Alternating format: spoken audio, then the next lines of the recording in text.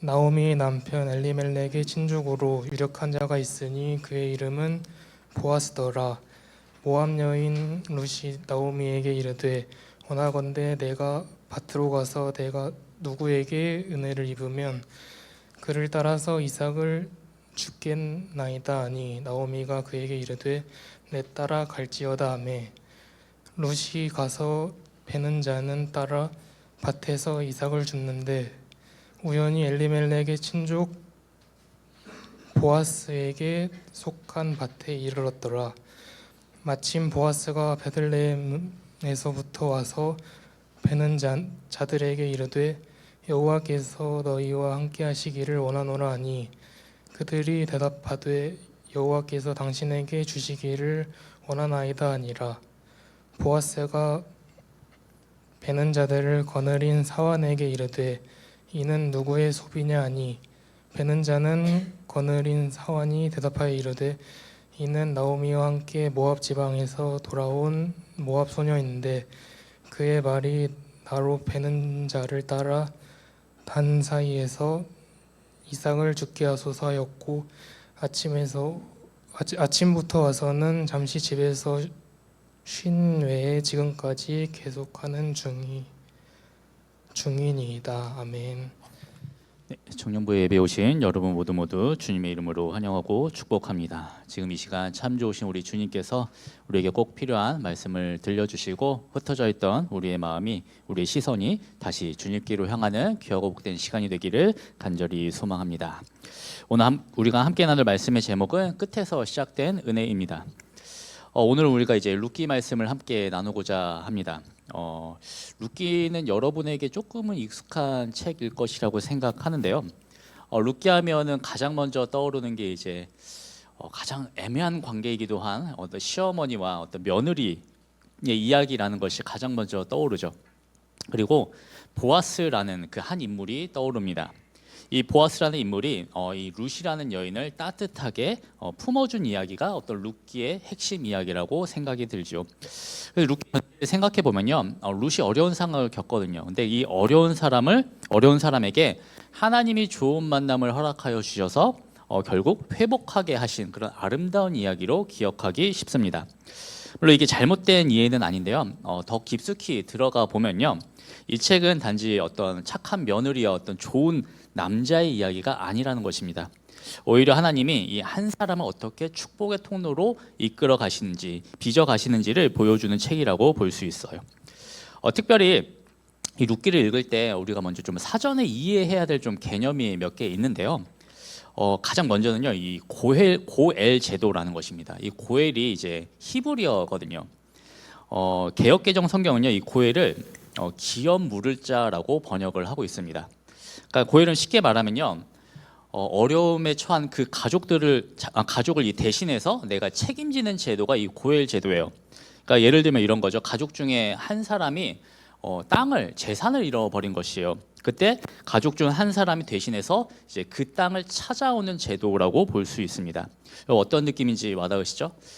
형제가 있는 분들은 한번 생각해 보세요. 내 동생이, 내 누나가, 내 언니 오빠가 탕진을 했는데 책임질 수 있을 것 같아요? 고개 절레절레 흔드는 분 한 분이 계세요. 네. 지금 이 시대를 살아가는 우리에게는 이 제도가 조금은 낯선 제도일 것이라고 생각합니다. 하지만 이 룻기에서 이 기업 물을 자는요, 굉장히 매우 중요한 의미를 가집니다. 여기서 기업이라고 한다면요, 단순한 재산을 의미하는 것은 아니에요. 이 기업은요, 이스라엘에게 이 기업은요, 하나님이 주신 땅과 그리고 하나님이 주신 삶의 자리를 의미합니다. 그렇게 기업을 물은다라는 것은요, 물론 잃어버린 땅을 찾는 것이 맞죠. 근데 그와 동시에 하나님이 주신 자리를 다시 회복한다라는 더 큰 의미를 가지고 있습니다. 자, 룻기 말씀에서 이 고엘의 역할을 감당하는 인물이 이제 바로 이 보아스이죠. 보아스는요, 이제 완전히 무너진 이 나오미의 가정을 회복시키는 통로로 쓰임 받습니다. 그래서 이 보아스를 생각할 때요, 단순히 좋은 사람이라고 기억해서는 좀 그 이해가 부족하다라는 생각이 들어요. 이 보아스는요, 하나님이 준비하신 회복의 통로라는 것으로 이해해야 됩니다. 그리고 또 한 가지 또 살펴볼 표현이 있는데요, 바로 현숙한 여인이라는 표현입니다. 여러분 이 표현 한 번쯤은 들어보셨을 것이라고 생각하는데요, 성경은요, 이 룻이라는 여자를 현숙한 여인이라고 부릅니다. 이 표현은 잠언 31장에도 나오는 표현이거든요. 그러니까 보통 이 표현은요, 어떤 지혜롭고 부지런한 사람을 의미합니다. 근데 특별히 이 표현은요, 사람을 돌보고 하나님을 경외하는 강한 사람이라는 의미가 더 큽니다. 근데 이 룻이 바로 이 현숙한 여인이라는 것이죠. 이제 우리가 뭐 자세히 나누겠지만 이 룻이라는 여자가 이방 여인이거든요.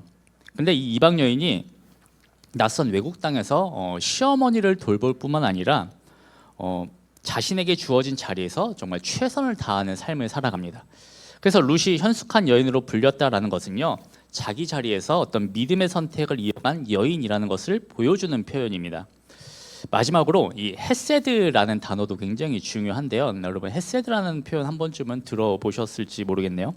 이 헤세드는요, 하나님의 어떤 신실하신 사랑, 하나님의 어떤 언약적인 사랑, 인애로 설명할 수 있습니다. 그래서 이 헤세드라는 단어는요, 어떤 단순히 친절을 베푸는 것이 아니라 끝까지 책임지는 사랑을 의미합니다.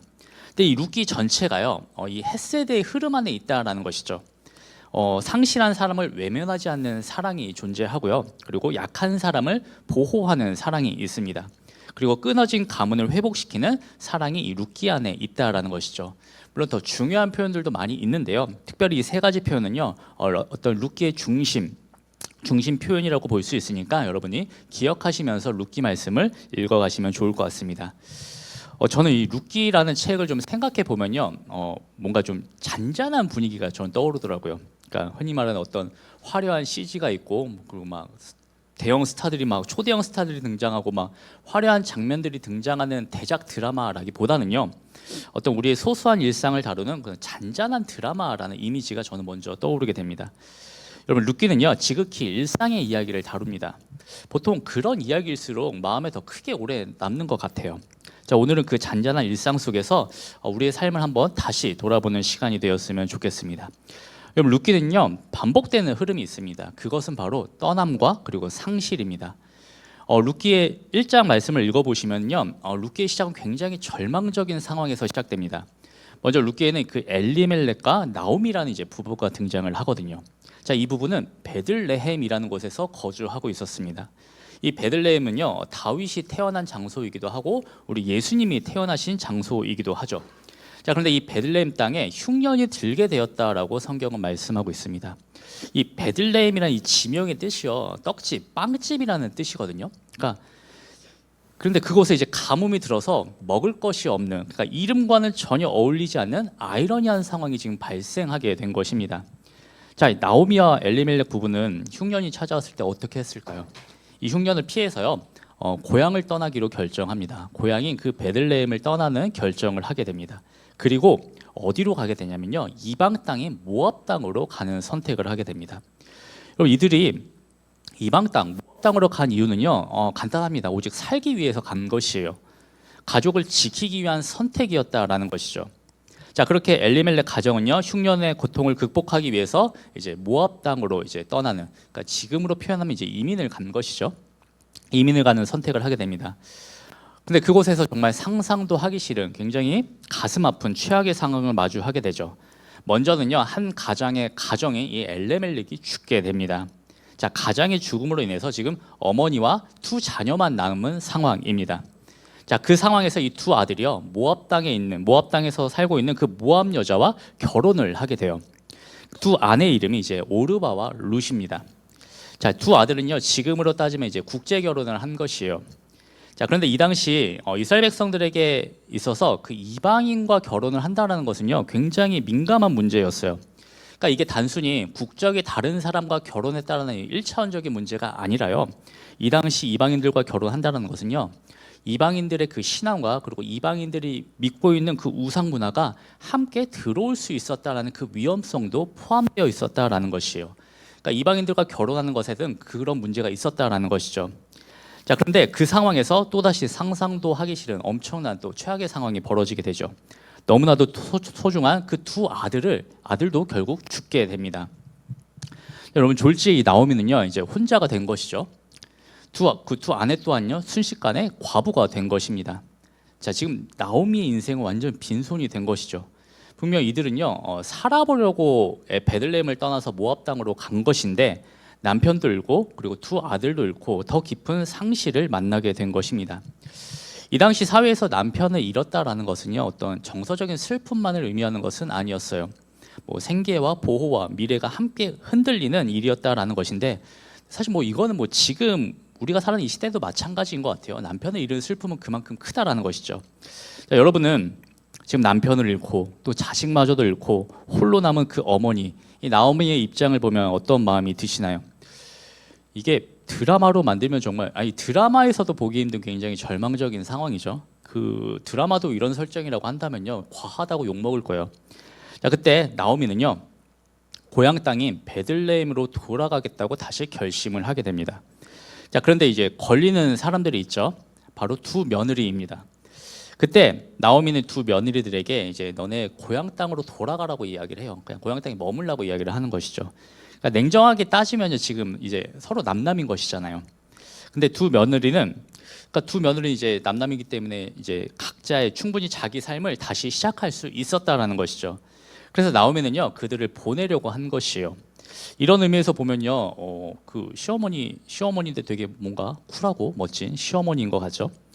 자, 이런 나오미의 권함을 들었죠, 두 며느리가. 근데 이제 오르바는요, 룻의 말대로, 나오미의 말대로 나오미의 곁을 떠나서 이제 고향에 남는 선택을 하게 됩니다.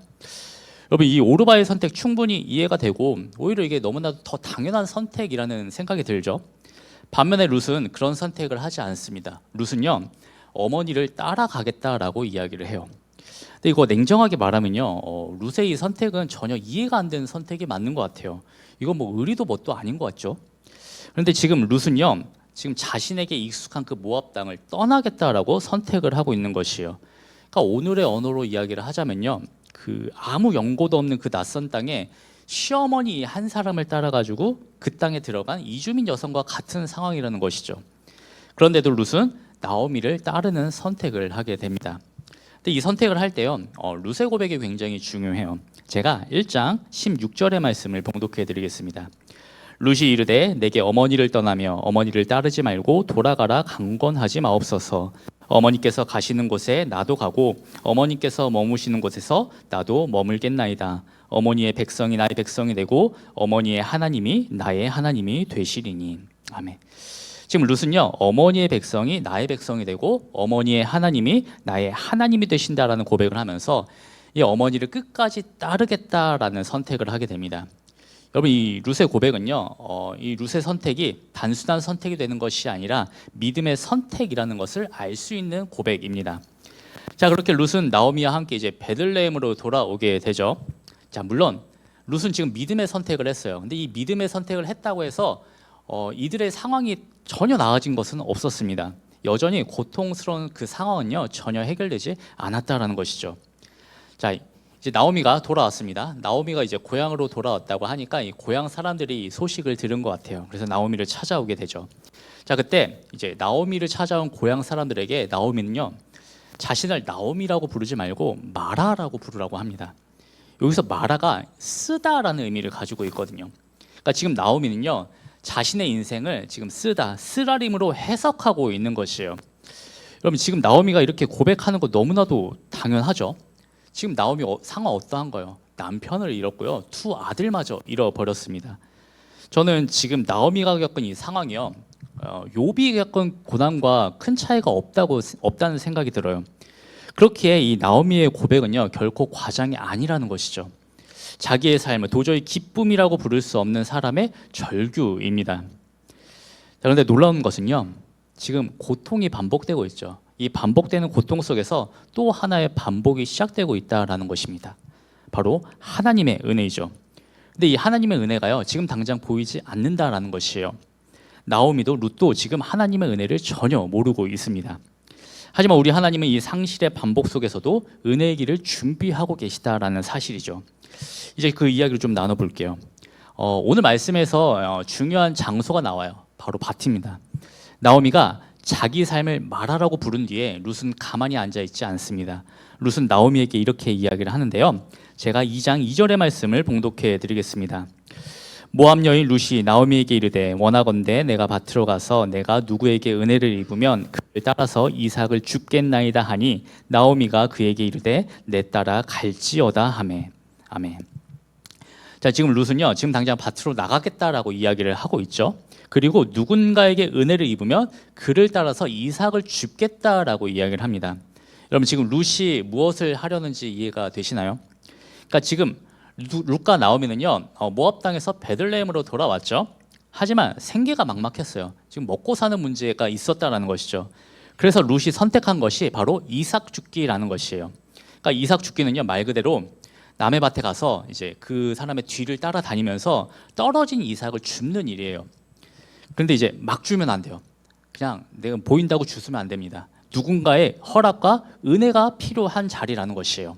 그래서 지금 룻은요, 내가 누군가에게 은혜를 입으면 그를 따라서 이삭을 줍겠다라고 이야기를 하고 있는 것이에요. 자, 룻은요, 지금 자신이 처한 그 상황을 너무나도 잘 이해하고 있었습니다. 근데 룻은 그 어머니에게 내가 어떻게든 이 생계의 문제를 해결하겠다라고 단언하지 않습니다. 오히려 내가 누구에게 은혜를 입으면 그 이삭을 줍겠다라고 이야기를 하고 있는 것이죠. 여러분, 룻은요, 룻 자신은 지금 은혜가 필요하다라는 사람이라는 것을 알고 있었다라는 것이에요. 여기서 은혜가 필요하다라는 것은요, 누군가의 허락이 필요하고 누군가의 배려가 필요하다라는 것을 의미합니다. 그러니까 다시 말해서 내 노력으로 이 어려운 상황을 극복할 수 없다라는 것을 인정하고 있는 고백이에요. 근데 이거 조금만 생각해 보면요, 룻의 입장에서 보면 이거 충분히 자존심 상할 만한 일이죠. 뭔가 되게 무기력해 보이잖아요. 근데 뭐 자존심이 또 밥 먹여주는 것은 아니니까. 근데 물론 룻에게는 이런 자존심의 문제는 아니었을 것이라고 생각하는데요. 자, 그렇게 룻은요, 말한 대로 이제 밭으로 나가게 됩니다. 근데 지금 룻이요, 완벽한 그 제2형의 계획을 세우고 나간 것은 아니에요. 막 꼼꼼하게 내가 몇 시에 나가서 어디를 누구 뒤를 따르고 뭘 줍고 이렇게 철저하게 계산된 행동이 아닙니다. 룻은요, 자신에게 찾아온 이 막막한 어떤 현실을 계산하면서 주저앉아 있기보다는요, 오늘 내게 주어진 그 삶의 무게를 성실히 짊어지기로 결단했다라는 것이에요. 오늘 내가 이 어려운 상황에서 오늘 내가 무엇을 해야 되는지 고민하고 행동했다라는 것이죠. 룻은 그저 지금 자기가 처한 상황에서 내가 당장 할 수 있는 일을 하려는 것입니다. 그 일이 밭에 나가서 이삭을 줍는 일이었다라는 것이죠. 근데 여기서 룻이 하려는 이삭 줍기에는 진짜 의미, 이 이삭 줍기에 담긴 더 큰 의미가 따로 있습니다.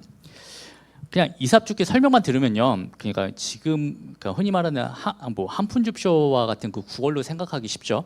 네, 이삭 줍기에는 그런 의미가 있지 않습니다. 이삭 줍기는요, 하나님이 정하신 율법이에요. 이 법에 대해서 레위기 19장 9절에서 10절 말씀에 기록이 되어 있는데요, 제가 말씀을 봉독해 드리겠습니다. 너희가 너희의 땅에서 곡식을 거둘 때에 너는 반 모퉁이까지 다 거두지 말고 내 떨어진 이삭도 줍지 말며 내 포도원의 열매를 다 따지 말며 내 포도원에 떨어진 열매도 줍지 말고 가난한 사람과 거류민을 위하여 버려두라. 나는 너희의 하나님 여호와이니라. 아멘. 여러분, 지금 하나님이 뭐라고 말씀하고 계시나요? 하나님은요, 땅에 곡식을 벨 때, 추수할 때 반 모퉁이, 그러니까 구석탱이까지 다 거두지 말고 떨어진 이삭도 줍지 말라고 말씀하고 계십니다. 그리고 포도원의 열매도 다 따지 말고 떨어진 열매도 줍지 말라고 말씀하고 계시죠. 여러분, 이게 어떤 의미인지 와닿으시나요? 그러니까 쉽게 말씀드리면요, 추수할 때 길을 쓰고 다 챙기지 말라는 것이에요. 하나도 남김없이 챙기지 말라는 것이에요. 누군가를 위해서 조금은 남겨두라는 것이죠. 이게 바로 이 법의 핵심입니다. 그러니까 추수할 때 이렇게 가지고 가다 보면 떨어지는 것들 있잖아요. 그러니까 그런 것까지 굳이 다 챙기지 말라는 것입니다. 그리고 여기서 누군가를 위해서 남겨두는데, 여기서 말하는 누군가는 가난한 사람과 거류민을 의미하는 것이죠. 근데 이 법 안에는요, 하나님의 마음이 담겨져 있다라는 것이에요. 이것이 중요합니다. 하나님은 자기 백성에게 네가 얼마나 많이 거두었는지를 묻지 않으십니다. 오히려 하나님은 그 추수의 자리에서 약자를 위한 자리를 남겨두라고 말씀하고 계신 것입니다. 그렇게 지금 룻이 밭에 들어갔다라는 것은요, 룻이 바로 지금 이 하나님의 그 자비로운 법 안으로 들어가고 있다라는 것을 의미하는 것이에요. 하나님의 그 법 안으로 지금 룻이 들어가고 있다라는 것이죠. 물론 룻은 당장은 먹고 살기 위해서 밭에 간 것이에요. 이 정도까지 철두철미하게 계산하고 밭에 가겠다라고 결정한 것이 아닙니다. 하지만 그 밭에는요 이미 하나님이 준비해 주신, 하나님이 마련해 두신 그 자비가 있었다라는 것이죠. 하나님의 은혜는요 룻이 밭에 나가겠다고 결단하기 전부터 이미 그 밭에 준비되어 있었다라는 것입니다. 다시 말해서 지금 은혜의 주권은요 철저히 하나님께 있다라는 것을 보여주는 장면이에요. 자, 지금 룻의 조건을 생각해 보면요 복을 기대하기 어려운 상황이죠. 룻은 모압 여인입니다. 이방 여인, 외국인이죠. 그리고 그렇기 때문에 그 이스라엘이라는 그 공동체 안에서 중심에 서기 굉장히 어려운 인물이에요. 게다가 룻은 과부죠. 자신을 보호해줄 대상도 없고 생계마저도 어려운 상황입니다. 나오미의 조건도 별반 다르지 않아요. 남편을 잃었고요, 두 아들을 잃어버렸습니다. 고향으로 돌아왔지만 빈손이었죠. 그래서 나오미는 자기 인생을 마라라고 부르고 있는 것이죠. 자, 이 둘의 자리는요 절대로 복을 기대할 수 없는 자리입니다. 희망보다는 절망이 가득한 자리이죠. 사람의 눈으로 보면요 가능성이 거의 제로에 가까운 절망적인 상황 맞습니다. 자, 두 사람에게 남은 것은요 그저 오늘 하루 먹을 거, 오늘 하루의 양식을 걱정해야 되는 현실이었습니다. 자, 그런데 하나님이 준비하신 희망의 말씀이 2장 1절에 등장하는데요. 제가 말씀을 봉독해 드리겠습니다. 나오미의 남편 엘리멜렉의 친족으로 유력한 자가 있으니 그의 이름은 보아스더라. 아멘. 이게 무슨 인물 소개하는 게 어떤 이게 희망인가 싶죠. 여러분, 이 문장은요 단순히 인물을 소개하는 문장이 아닙니다. 이 표현이 나오는 위치가 중요한데요. 앞에서 나오미가 자기 인생을 말아 쓰다라고 해석을 했죠. 그리고 그 다음에 보아스를 소개하고 있는 것이 중요한 것입니다. 특별히 보아스는 유력한 자라고 말씀을 하고 있는데요. 이 말은 보아스가 단순히 부자라는 것만을 의미하는 것은 아니에요. 어느 정도의 힘과 영향력이 있고 책임을 감당할 수 있는 그 위치에 있다라는 사람이라는 것이죠. 근데 놀라운 것은요, 그 보아스는 그 힘을요 자기 자신을 위해서 사용한 것이 아니라요 약자를 살리는데 사용했다라는 것입니다. 자, 룻기 후반부에는 이 보아스를 통해서 놀라운 회복의 역사가 일어남을 보여주거든요. 자, 지금 성경은요 사람은 끝이라고 말을 하고 있는데 하나님은 그 끝에서 시작하고 있다는 것을 말씀하고 있는 것이에요. 사람의 눈에는요 아무것도 남아있지 않은 것처럼 보이지만요 하나님의 눈에는 아직 등장하지 않은 은혜의 통로가 있다는 것을 말씀하고 있는 것입니다. 물론 이것은요 우리가 1차원적으로 사람이 반드시 어려운 일이 있어요, 사람이 무너져야만 하나님이 일하신다라는 의미는 아니에요. 하나님이 우리의 고통을 원하신다라는 의미로 받아들이는 것도 굉장히 위험합니다. 다만 성경은요 우리가 더 이상 길이 없다라고 느끼는 그 자리에서도 하나님은 끝나지 않으신다라는 사실을 보여주고 있는 것이에요. 나오미의 끝은요 마라, 쓰라림이었지만요 하나님의 시작은 보아스였다라는 것이죠. 자, 미리 스포하자면요 이 보아스와 룻은 이제 나중에 결혼하게 됩니다. 결혼하게 되고요 그 가정에서 다윗 왕이 태어나게 됩니다. 그리고 마태복음은요 그 족보가 예수님까지 이어지게 되었다라고 말씀하고 있죠. 여러분, 남의 밭에서 이삭을 줍던 그 이방 여인의 발걸음이요 다윗의 조상이 되었고요. 그리고 후에는 예수님의 족보 안에 기록이 되었다라는 것이에요. 여러분, 룻이 그날 그 자신의 발걸음이 이런 장대한 이야기로 이어질 줄은 전혀 몰랐겠죠. 자신이 예수님의 족보 안에 들어갈 것이라고 상상도 못했을 것입니다. 여러분, 룻은요 그저 오늘의 이삭을 주었을 뿐이에요.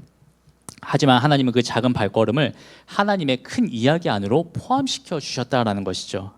그런데 이 놀라운 일의 시작이요 밭에 나가겠다는, 어쩌면 굉장히 작아 보이는 그 룻의 결단으로부터 시작됐다라는 것입니다. 자, 여러분, 룻이요 이제 밭으로 나갔죠. 왜냐하면 살아야 했기 때문이요. 오늘 먹을 것이 필요했기 때문에 나갔습니다. 자, 그런데 그 밭으로 나가는 그 길에서 아주 중요한 표현이 나오는데요. 제가 2장 3절의 말씀을 봉독해 드리겠습니다. 룻이 가서 베는 자를 따라 밭에서 이삭을 줍는데 우연히 엘리멜렉의 친족 보아스에게 속한 밭에 이르렀더라. 아멘. 여러분, 이 말씀에서 중요한 표현 혹시 발견하셨나요? 이 말씀에서 우리가 주목해야 될 표현은요 우연히라는 표현입니다. 성경은요 룻이 우연히 보아스의 밭에 가게 되었다라고 말씀하고 있죠. 이거는요 분명 룻의 입장에서 보면요 우연히 맞습니다. 룻이 보아스의 밭이라는 것을 알고 찾아간 것이 아니에요. 보아스라는 사람을 계산하고 접근한 것도 아니라는 것이죠. 여러분, 룻은요 이 보아스가 어떤 사람인지 전혀 몰라요. 생각해보면 그렇죠. 지금 룻은 외국인이잖아요. 외국인이 저 낯선 땅에 가서 그 땅의 주인이 누구인지 어떻게 알 수 있겠어요? 그렇다고 해서요. 이 나오미가 시어머니 나오미가 그 보아스의 밭에 가라고 지시했다라는 내용도 성경에 기록되어 있지 않습니다. 여러분 룻은요 그저 그냥 먹고 살기 위해서 밭에 나간 것이에요. 그리고 그곳에서 이삭을 주운 것이죠. 다른 거 한 게 없습니다. 그런데 그러다 하필 우연히 보아스 밭에 이르게 된 것이죠. 그런데 이 우연처럼 보이는 만남은요 단순한 우연으로 끝나지 않는다라는 것이에요.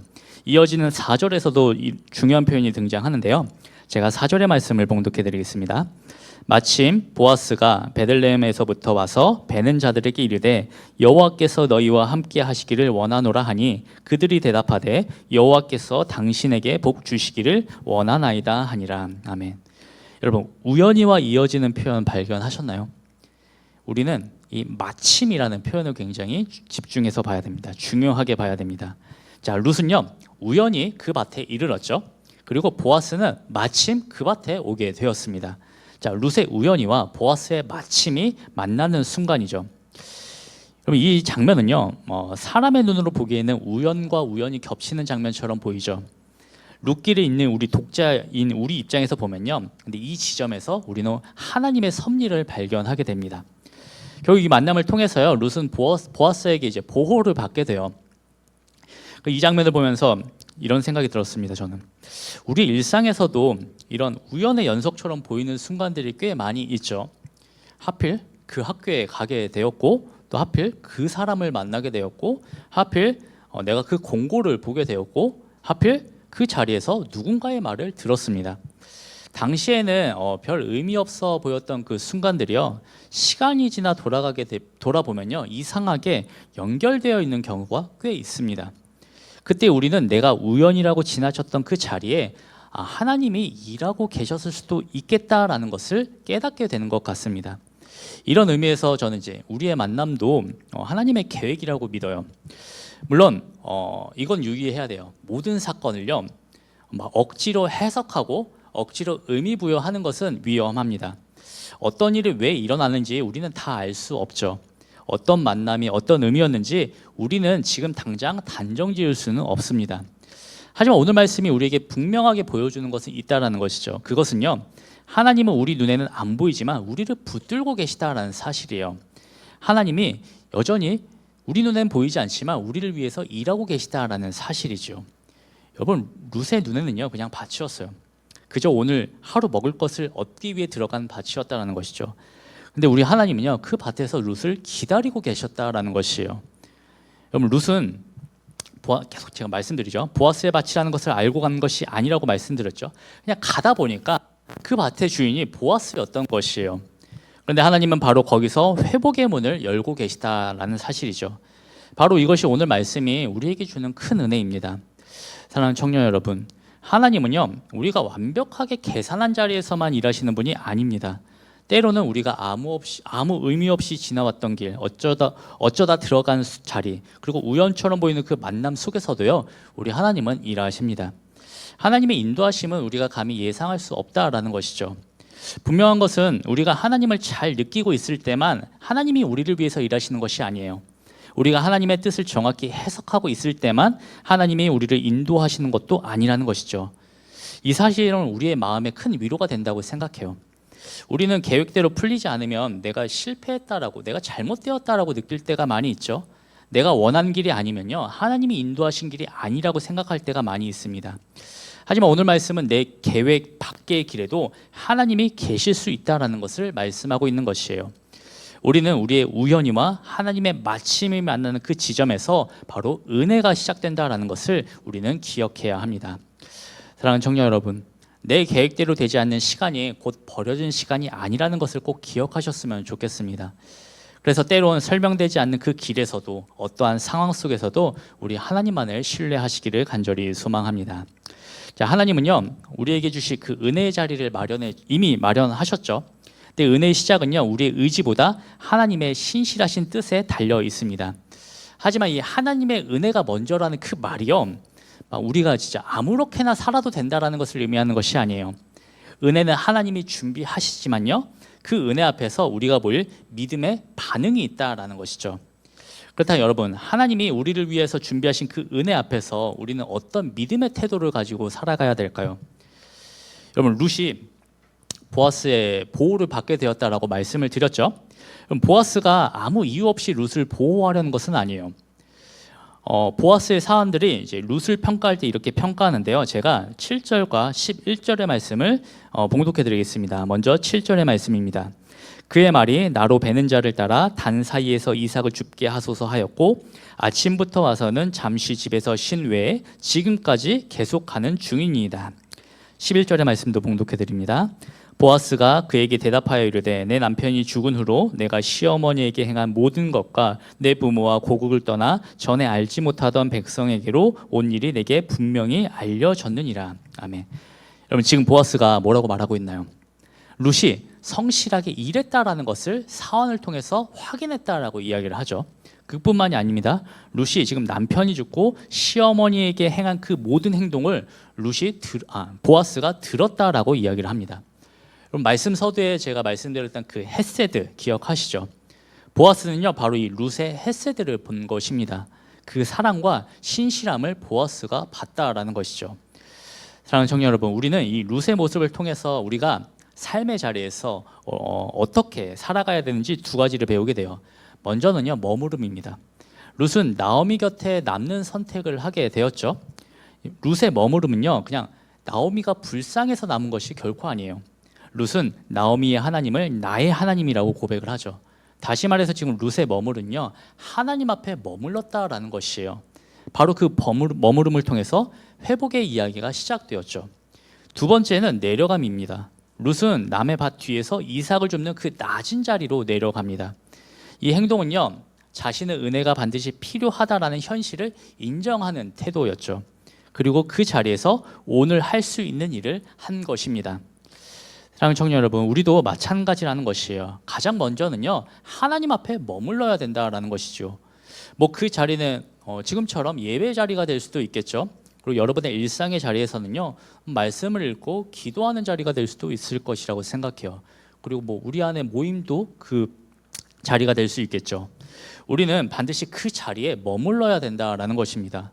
그리고 룻이 은혜가 필요하다는 것을 인정하며 낮아진 것처럼요 우리도 겸손하게 나에게 주어진 그 자리에서 성실하게 살아가야 된다라는 것이에요. 그럴 때 내가 우연이라고 생각했던 그 자리가 마침 하나님을 만나는 자리가 될 것이에요. 삶의 자리에서 그 하나님의 손길을 경험하는 우리 모두가 되기를 간절히 소망합니다. 말씀을 맺겠습니다. 사랑하는 청년 여러분, 룻기 말씀을 처음 읽어가다 보시면요 어떤 이 보아스가 해결자처럼 보입니다. 실제로 보아스는 룻기에서 중요한 인물이 맞습니다. 보아스는 룻을 보호하고요 이 나오미의 가문을 회복시키는 축복의 통로가 되지요. 하지만 룻기의 진짜 중심은 이 보아스가 아니라는 것입니다. 보아스보다 먼저 일하시는 하나님이 계십니다. 여러분, 사람을 은혜의 근원으로 바라보면요 사람에게 지나치게 매달리게 되어 있습니다. 하지만 하나님이 은혜의 근원이심을 알게 되면요 우리는 하나님께 매달리게 되어 있습니다. 우리 하나님은 우리가 은혜를 알아보기 전부터요 은혜를 미리 준비하고 계십니다. 그러니까 룻처럼 하나님 앞에 머물고 믿음의 자리를 떠나지 마시기를 간절히 바랍니다. 룻처럼 내가 은혜가 필요한 존재임을 받아들이고요 내가 낮아진 그 낮은 자리로 가는 것을 결코 두려워하지 마시길 바랍니다. 우리가 이 두 가지 태도를 붙잡고 우연히 들어간다면요 마침 거기에 계신 하나님이 그 길 위에서 우리를 만나 주실 것입니다. 보아스는 나오미의 무너진 가문을 다시 세우는 고엘의 역할을 감당했습니다. 하지만 오늘 말씀이 우리를 더 깊은 자리로 이끄는 이유는요 이 보아스를 통해서 우리에게 참된 고엘이신 예수님을 바라보게 하기 때문입니다. 사랑하는 청년 여러분, 보아스가 마침 룻이 그 밭으로 찾아왔듯이 우리 주님은 이미 여러분의 삶이라는 밭에 은혜를 들고 찾아와 계십니다. 그 주님을 만남으로 인해서요 여러분의 끝이라고 느껴지는 그 자리에서 오히려 우리 하나님의 은혜가 시작되는 자리가 되기를 주님의 이름으로 간절히 축원합니다.